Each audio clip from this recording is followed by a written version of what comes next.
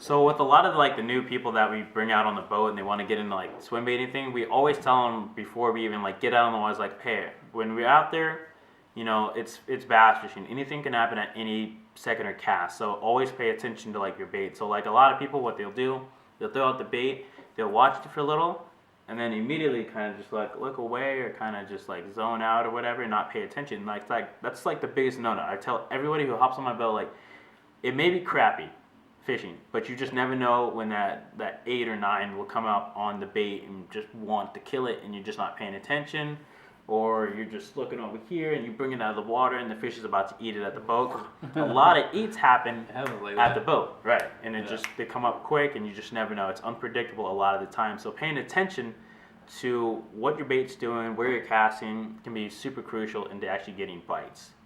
And keeping them pinned on. Yeah. Oh yeah, for sure. And a lot of it happens at the boat, so those last few feet.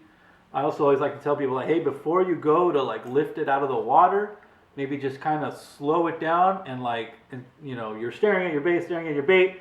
Once it gets a lot closer, like, stop staring at your bait and kind of look at the surrounding area of the bait. Like, make sure you don't have a follow. Make sure you don't have another one that's about to come up and eat it, because we've all seen that, when someone lifts up and the fish is like, oh, I was coming for it. Yeah. And like there's no turning back.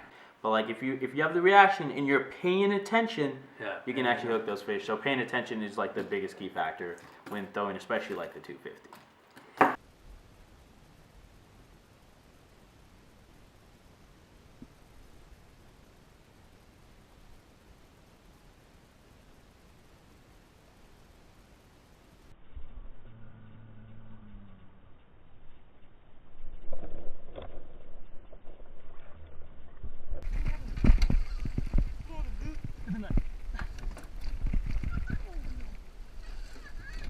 Get him, dude, get him. Yes, dude, dude.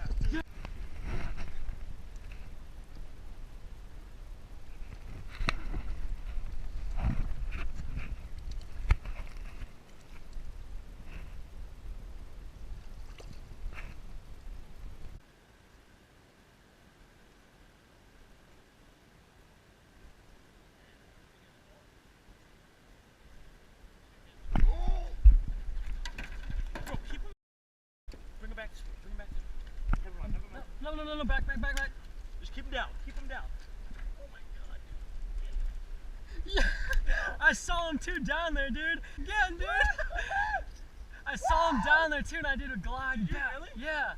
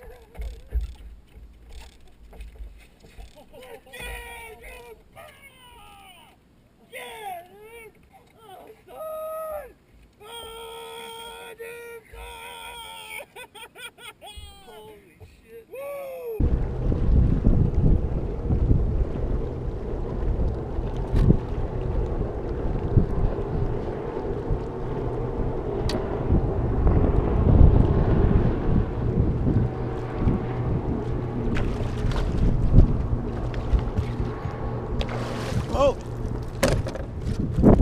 Yes! Yes! Yes! Oh my god! One of the things about like where to fish these, right? And like what depth and what this and what that. The way I kind of look at it, like if it's like around 15-foot depth that I'm working with, where the bottom is 15 feet or the grass tips around 15 feet, I don't feel like it's too much to ask for a fish to come up and eat it subsurface, in 15 feet. And a lot of times I tell people like, let's throw this thing and keep it just deep enough where we can barely see it, right? And know if it's swimming right and like flashing, or like with this guy, the white tips on there, like where I can barely see that, like is a good depth for me. Yeah. And again, like anything, boulders, rocks, rock walls, grass, whatever it is, if it's 15 feet, I don't feel like that's too much to ask. If it's deeper than that, then sure, you might want to count it down, sink it down deeper, all of that kind of trickery. But you know, for the most part, it's very ambush kind of related, and the idea that like we're casting beyond the target, and you know, catching up to the bait, letting it do its swim, letting us do its thing, so that we're pinning the bait to the structure or cover or whatever, you know, whether it's a grass plot, you know, a grass mat or a tree or a boulder for us, you know, is pretty common. Like you want to have this thing like swimming into it so that the fish feels like it has one of those dimensions in the water are covered, you know, whether like, you know, for top water, it's the surface. They know like, oh, you can't go up any higher. You can go left, right, down, but you can't go up. If you're on the bottom, like a, you know, soft bait or a hut or something, well, I know that I have you pinned because you can't go any, you know, deeper into the ground. You can go left, right, forward, back, up, but you can't go down. That's one of the dimensions are pinned. So with this bait, that's more like swimming, you know, it's not dragging on the bottom, and it's not necessarily like top watering on the top. Like we're swimming through the water column. So with this one, I want like cover or features, you know, to be what I'm like swimming into or super parallel to, like a dog or something like that, where it's like the fish feels like, okay, if I make an attack on this thing, like it, you know, one of its ways to escape are covered, and I got them. So that's kind of how I look at the bait, and whether it's you know, whether it's a rock wall and casting in those kind of like, you know, triangle kind of casts that I like to do, or parallel, super tight. But you know, I say that a lot. Like, you know, you'll hear me like when on our trips, like, you know, keep it tight, tighter. You know, like we want it to really be like pinned so that a fish can. And again, it's one of those things that I've learned from experience, from like going to those rock walls and just throwing it 90 degrees and having fish come up and not really commit to it until I finally said, okay, what happens if I just pin this thing and actually, like they talk about, hit the structure. So like it would come out, ba-dum, and it wasn't until I had, you know, not the biggest fish, like a 6.5, that came up and like, smashed it against the rock wall, and like I saw him like smother it into the wall, and that's when I was like, oh man, that's how they want to eat it here. So that, you know, as long as something there is covered and pinned, it's like you make it easy for them to, you know, make it hard for them to say no and easy for them to eat it. What are some of your thoughts on those? So just like you said, like with this bait, I feel like the perfect depth. So I want a bait that where if I'm fishing like down a rocky bank or something like that, I want it to hit the water, and as soon as like I want to just be able to like keep going. So with this bait, I like to cover a lot of water with, especially if like the bite's bad and I just want to see if they're up shallow or whatever. I want this bait to hit the water and just stay down, just probably anywhere from like 3 feet to like 4 feet underwater. So it's not on the surface. It's not like too deep, so I can like, you know, track it. But I feel like you said, when we're fishing anywhere from like that 15 to like 12 feet of water, this thing has the drawing power to bring those fish up. And like we fish pretty clear water, so a lot of those fish, they'll be down there in the rocks, and like they'll feel like something's going on. This thing's kicking a lot of water, and they'll look up and they'll see this thing. And like as I'm watching the bait, I'll watch them come up underneath. And you know, when it's higher, they might not be able to see it that well, but some of these baits do cast shadows. They can also see that. But I just feel like you said, you just want to help them out to saying, yes, I want to eat this. So getting it closer to them, to the structure that they like to pin, you know, fish on, it helps a lot better. So a lot of these dudes, what they'll do is they throw it out there, and it's like a foot under the water.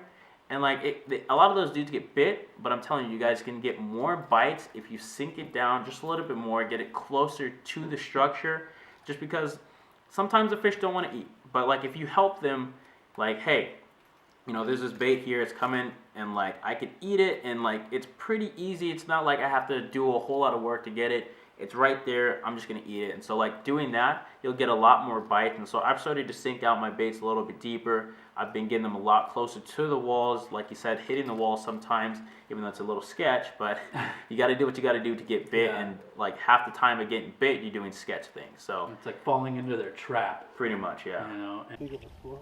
Like, whoa. Look, what?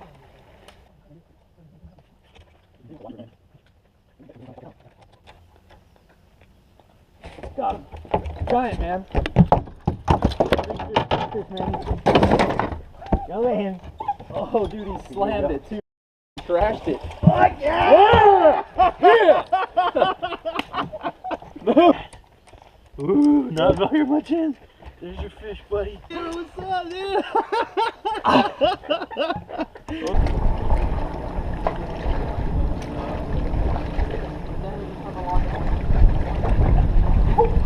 Got him! Yes, got him! Yeah, got him! Got this! Yeah. Got the he's oh, he's a pig! Yeah, keep him down, keep him down, keep him down. Pig. Yeah! Yeah! Yeah! Woo! Yeah! Suck my yeah!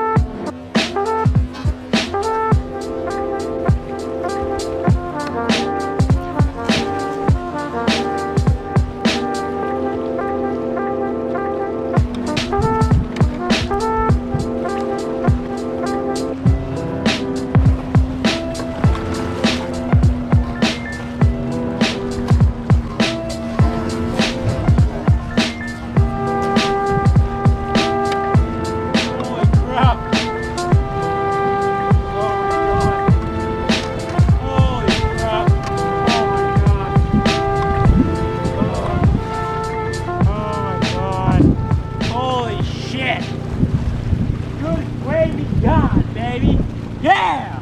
Woo! Big old bass! That them there is a bass, boys! Holy crap! Oh, yes! Bam, baby! Woo!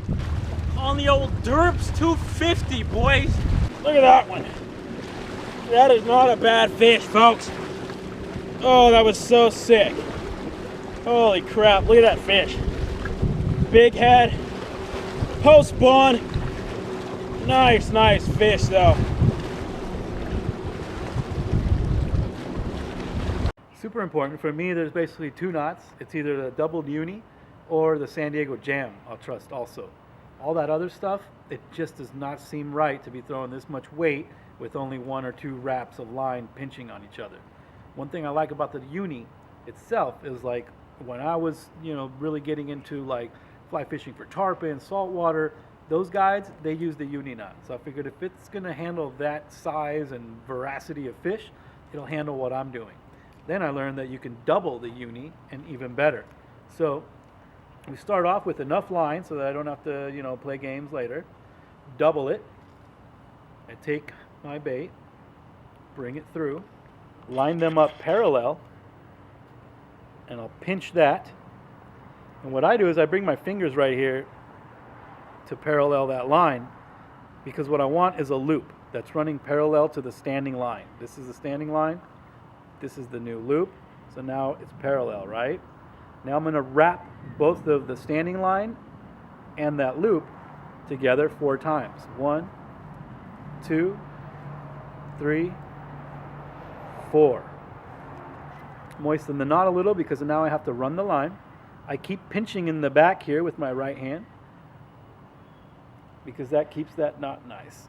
So I draw it down a little bit with that loop side. I'll lubricate this now. Now I'll make sure that my split ring is hanging off to the side, right? So it's not on the connection to the bait and it's not on the line. And then I'm going to take this single standing line, or the single tag and the standing line, and pull those. So that draws the knot down.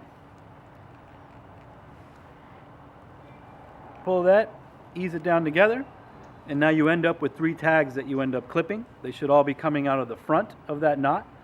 And you have a knot that has some wraps. It's a 99% knot, the uni. And with this system, there's more absorption there. So if things go wrong, or when your cast goes wrong, or you get a big hit, again, you're going to be, you have some absorption there. And what that means is that the line isn't binding on itself so much. It's binding on those loops. Another added benefit, you can clip these down as low as you want because the uni does not pull from the tags. It pulls from the standing line. So as it needs more strength, it's only going to draw it from your standing line, not slip out of those. So that's the double uni. And so that's kind of just everything you guys need to know about the Deps 250. There's probably a few things that we might be missing out on, but those are secrets that you guys cannot know, that you guys have to figure out on your own. Yeah. But this is mostly just the majority of the stuff.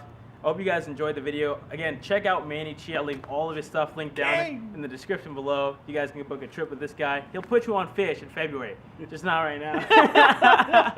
But other than that, thank you guys so much for watching. And as always, go out there and chase your dreams. You!